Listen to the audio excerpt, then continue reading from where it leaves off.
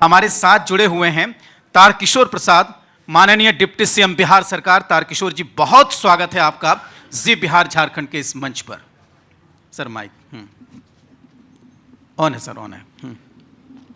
बहुत स्वागत है आपका। तो सबसे पहले अगर आप अपनी बात रखना चाहें यहाँ पर कुछ तो।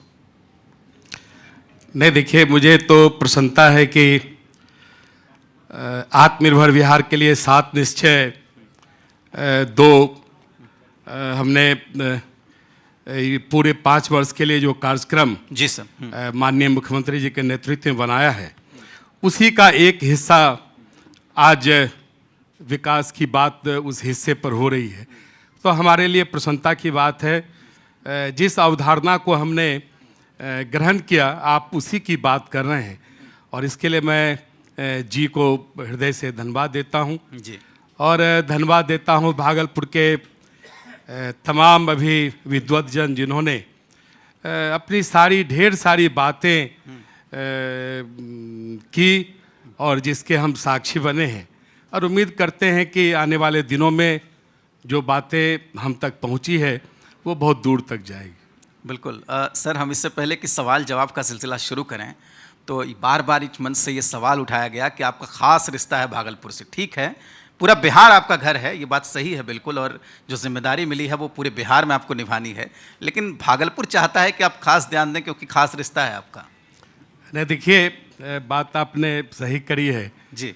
1976 से भागलपुर बहुत हसीन दिख रहा था। क्या बात है, क्या बात है। लेकिन उप मुख्यमंत्री बनने के बाद जो भागलपुर की आत्मिक पीड़ा है उसको हमने क्या बात।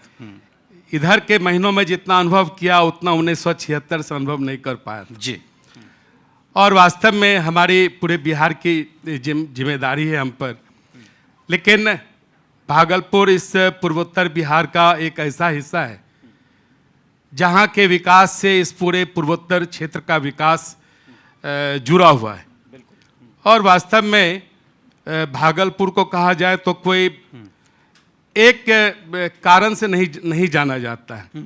पतित पावनी गंगा के किनारे बसा यह भागलपुर अपने कई अतीत और वर्तमान के लिए जाना जाता है, चाहे वो सिल्क नगरी हो, चाहे यहाँ जो जितने अध्यात्म के केंद्र हैं, बिल्कुल गंगा के कारण जो डॉल्फिन संरक्षण केंद्र है, जी बिल्कुल, और इसके साथ साथ इसके अतीत के गौरवशाली जो कुछ पन्ने हैं, जहाँ वो अंग देश भी है, जहाँ विक्रमशिला विश्वविद्यालय है, बिल्कुल। तो कई ऐसी चीजें हैं जो भागलपुर को एक गौरवशाली भारत के भागलपुर के तौर पर हम सबों ने देखा है। और जो इतनी सारी अपेक्षाएं इस बात की गवाह है कि इस सरकार से लोगों की अपेक्षाएं हैं। विगत 2005 के कालखंड को दोहराने की जरूरत नहीं है, लेकिन 2005 के बाद जो लगातार माननीय मुख्यमंत्री जी के नेतृत्व में हमारी एनडीए की सरकार काम की है, और 2020 के चुनाव में माननीय मुख्यमंत्री जी के नेतृत्व में मुझे पहली बार मंत्रिपरिषद में शामिल होने का अवसर मिला जी। और उप मुख्यमंत्री के रूप में हमारे राष्ट्रीय नेतृत्व ने जी हमें ये जिम्मेदारी सौंपी है। तो जो एक कैनवास है जहां इस सरकार को रंग भरना है, उसमें भागलपुर भी दिखता है और भागलपुर उसमें रहेगा। बिल्कुल। तारकिशोर जी, और जाहिर सी बात है कि जो रिश्ते की गर्माहट है भागलपुर के साथ वो हमेशा बनी रहे। एक सवाल जो यहाँ बार बार इस मंच से कहा गया, एयरपोर्ट के लिए क्या आश्वासन देना चाहेंगे शहर के लोगों को? लाखों लोग देख रहे हैं। देखिए, वास्तव में हमारे पूर्व के माननीय सांसद और माननीय कई नेताओं ने काफ़ी प्रयास किया है। कुछ तकनीकी कारण है जिसके कारण से जो हवाई अड्डा है वो उड़ान के लिए आज तैयार नहीं हो पाया है, लेकिन ये दूसरी बार मुझे उप मुख्यमंत्री के रूप में भागलपुर आने का अवसर मिला है। तो अगली बार मैं दिल्ली जा रहा हूँ, तो दिल्ली में जो हमारे माननीय मंत्री हैं, हमारे नेता हैं, उनसे जो हमारी बात होगी तो भागलपुर का हवाई अड्डा कैसे चालू हो, कैसे उड़ान से ये सूचीबद्ध हो, इसके लिए हमारा सार्थक प्रयास रहेगा। बिल्कुल। उसके बाद ही हम आपको बेहतर ढंग से बता पाएंगे कि आखिर कहाँ ये फंसा ठहरा है, कैसे ये उड़ान भरेगी। इन सारे बिंदुओं पर मैं गंभीरता से इसे देखने का काम करूँगा। लेकिन हमारे पूर्व के हमारे नेताओं ने ईमानदार कोशिश की है, लेकिन वो सफल नहीं हो पाए। बिल्कुल, देखिए सब लोग ताली बजाकर आपका धन्यवाद कर रहे थे और यकीन मानिए कि अगर यहाँ से ये प्रयास शुरू होगा ज़ोर शोर से नई ऊर्जा के साथ, तो यकीन मानिए कि एक दिन वो ज़्यादा दिन दूर नहीं है जब भागलपुर से जहाज उड़ेगा और यकीन मानिए कि आप सबके प्रयास से ही उड़ेगा। अगला सवाल तारकिशोर जी मेरा ये है कि आपके पास बहुत महत्वपूर्ण विभाग है, वित्त है, वाणिज्य कर है, नगर विकास है, तो अब तक का जो अनुभव है बतौर उप मुख्यमंत्री, बतौर मंत्री, कैसे बनेगा भागलपुर और बिहार आत्मनिर्भर? देखिए, मेरे ऊपर में एक बड़ी जिम्मेदारी है वित्त मंत्री के रूप में, और एक चर्चा आपने बार बार की है कि कोरोना संक्रमण के कारण जी, जो पूरी वैश्विक परिदृश्य बना है, जो आर्थिक प्रवाह है वो कहीं न कहीं रुका है, बिल्कुल, और पूरे वैश्विक स्तर पर रुका है, पूरे भारत के स्तर पर रुका है, और बिहार भी कहीं न कहीं इसे भोगा है। और हमारे पूर्व के विद्वान वक्ताओं ने कई चीज़ें रखी है, कई अपेक्षाएं हैं, स्वाभाविक है, मैं उनका सम्मान करता हूं कि जो सरकार काम करती है उसी से अपेक्षाएं भी होती है।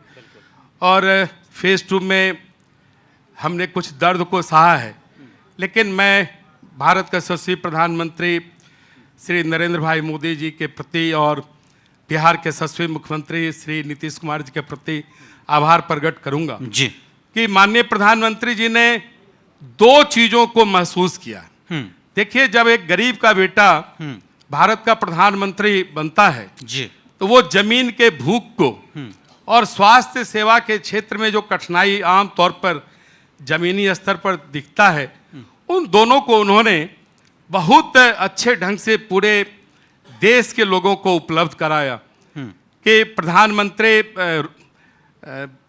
गरीब कल्याण अन्न योजना के द्वारा लगातार उन्होंने दूसरे फेज के कोरोना के कालखंड में भी जी, आम लोगों तक निःशुल्क अनाज पहुंचाने का काम किया है, जो नवंबर तक अभी उसकी एक समय सीमा है, फिर आगे की बात आगे होगी।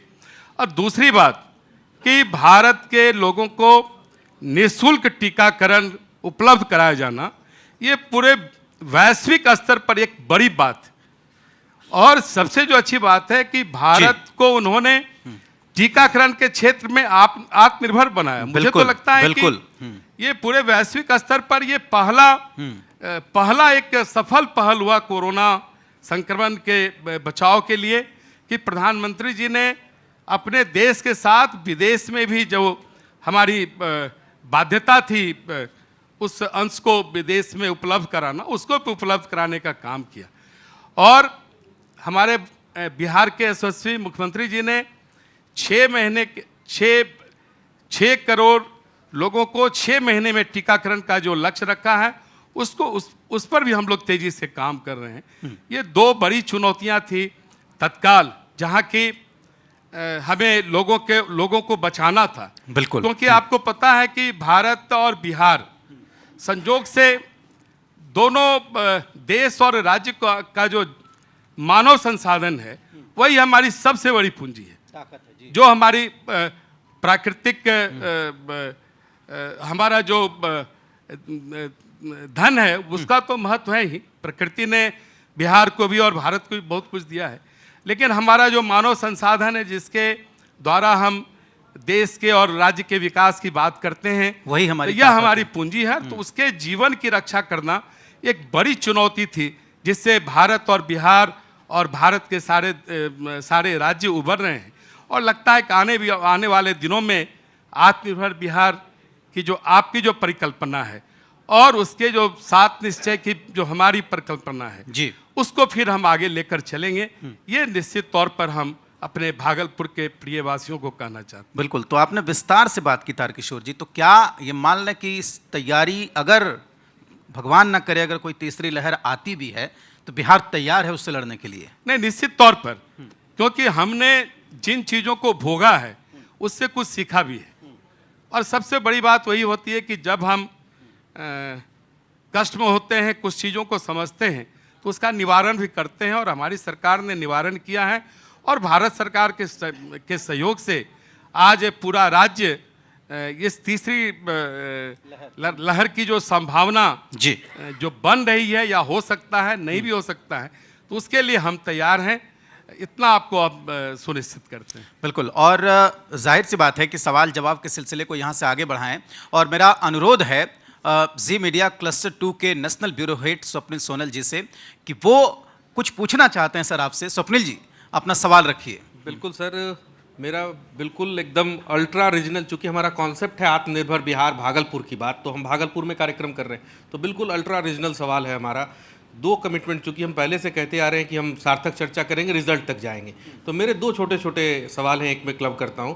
एक कि एयरपोर्ट को लेके कब तक कुछ होगा, क्योंकि आपके पास तमाम संसाधन, और दूसरा यहाँ एक भोलानाथ पुल नाम की जगह है, उसको ठीक करने का काम कब तक होगा। ये दोनों बड़ी महत्वपूर्ण है। देखिए, जहाँ तक एयरपोर्ट की बात है उस पर चर्चा हो चुकी है। जी बिल्कुल। तो लेकिन दूसरा आपने जो एक महत्वपूर्ण अजीत सवाल शर्मा किया ने है, भी ये सवाल उठाया है। हाँ हाँ, नहीं, पिछली बार जो मैं भागलपुर के दौरे पर था, तो हमारे प्रेस के मित्रों ने भी, और हमारे जितने जनप्रतिनिधि बैठे हैं, और अजीत शर्मा जी हैं, हमारे माननीय विधायक हैं, सबों ने भोलानाथ पुल की चर्चा की है। और इसके लिए हम जो पथ निर्माण विभाग है उससे तैयारी कर रहे हैं, और इस विषय को केंद्र में श्री गडकरी जी जो हमारे माननीय मंत्री हैं उनके साथ बात करके हम उम्मीद करते हैं कि भोलानाथ पुल जो आम लोगों के जेहन में है कि इसका निर्माण होना चाहिए, मैं उम्मीद करता हूं कि आने वाले दिनों में इस प्रयास में हम सफल होंगे। तो यहाँ से अगर हम शुरू करें तो स्मार्ट सिटी भागलपुर, क्या इसको कितना टाइम लगेगा और बनने में, और क्या दिक्कतें आ रही हैं? देखिए, वास्तव में ये भागलपुर की एक दुखती रग है जिसको कि आपने छेड़ा है, और जिस रफ्तार में, जिस दर से स्मार्ट सिटी के जो डिफरेंट कंपोनेंट्स हैं उसका एक्सक्यूशन होना चाहिए, वो उसमें विलम्ब हुआ है।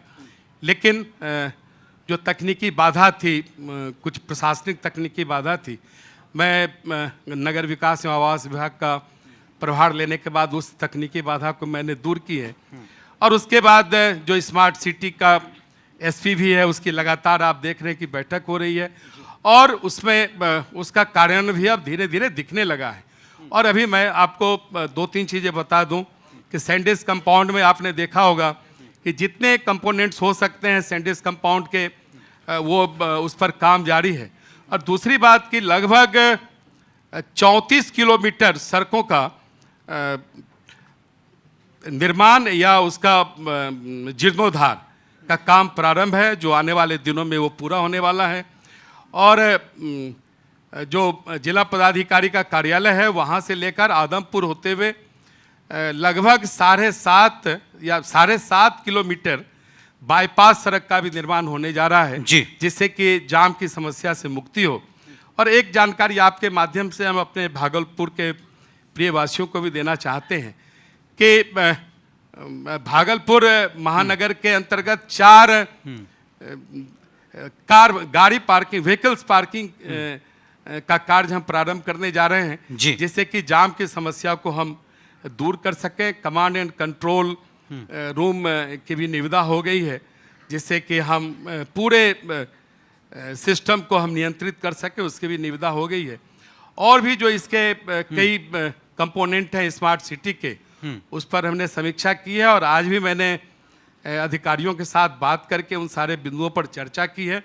और अगली बार जब आऊँगा तो विस्तार से हम इन सारे बिंदुओं पर भी चर्चा करेंगे। पटना में भी एसपी भी के हमारे जो अधिकारी हैं उसकी मैं बैठक बुला रहा हूँ, और उस बैठक में कई सारी चीज़ों पर हम चर्चा करने वाले हैं।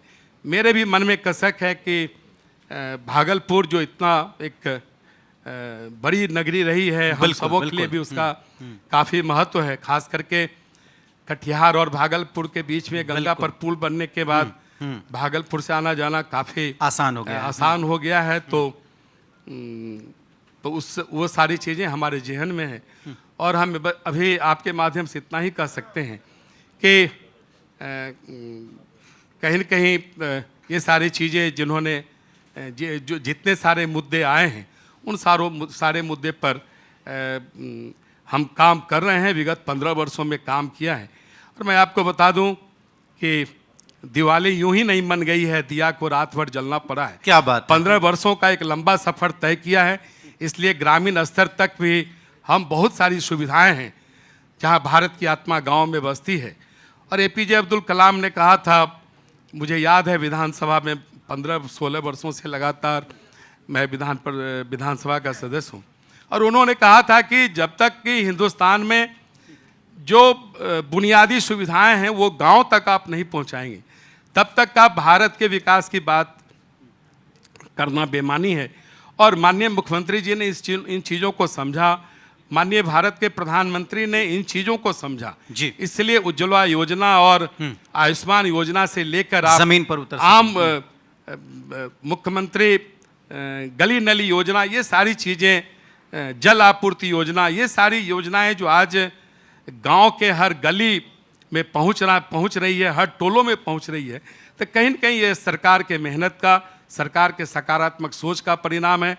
लेकिन जो काम करता है, मैंने बताया कि उससे अपेक्षाएं होती है जी। और मैं उस अपेक्षाओं को मौन रूप से स्वीकार करता हूं। जी। लेकिन आने वाले दिनों में मैं इतना जरूर भागलपुर वासियों को आश्वस्त करना चाहूँगा कि आपके मन में, आपके जहन में जो सारी बातें भागलपुर के विकास के लिए चल रही है, आपने जो भागलपुर के विकास का कैनवास बिल्कुल को स्केच किया है और उसमें जो विभिन्न रंग भरने हैं, यह सरकार उन रंगों को भरेगी, ये मैं आश्वस्त करता कोई हूं। कोर कसर नहीं छोड़ेगी। एक प्रयास सवाल रहेगा, बिल्कुल। प्रयास एक अगला सवाल है तारकिशोर जी, कि यहाँ पर अभी संजीव मिश्रा बोल रहे थे, उन्होंने कहा कि पीपीपी मॉडल पे काम होना चाहिए, लोगों को, जो उद्यमी है वो कारोबार शुरू करना चाहते हैं, वो काम करना चाहते हैं, और रियल एस्टेट का उन्होंने उदाहरण दिया। देखिए, मैं आपने बाकी ठीक लोगों है, को भी मैंने बोलूंगा। उनकी बातों को ध्यान से सुना है। जी। मेरे पदभार ग्रहण करने के पहले बिहार राज्य आवास बोर्ड लगता था कि कोई एक सौतेला बच्चा बना हुआ, बहुत लगता है वर्षों से उसे छूने का प्रयास नहीं किया गया, लेकिन हमने उसे छुआ है और उसमें कई चीज़ों को सुधार लाने की आवश्यकता है। मैंने स्पष्ट तौर पर जो बोर्ड के हमारे वरीय अधिकारी हैं, मैंने उनको कहा है कि आप इस प्रकार की योजना बनाएं जिससे कि जो हमारे बेघर शहर के लोग हैं, उन सारे लोगों को हम, जो निम्न वर्ग आय के हमारे परिवार हैं, तो उनको हम घर मुहैया कर सके।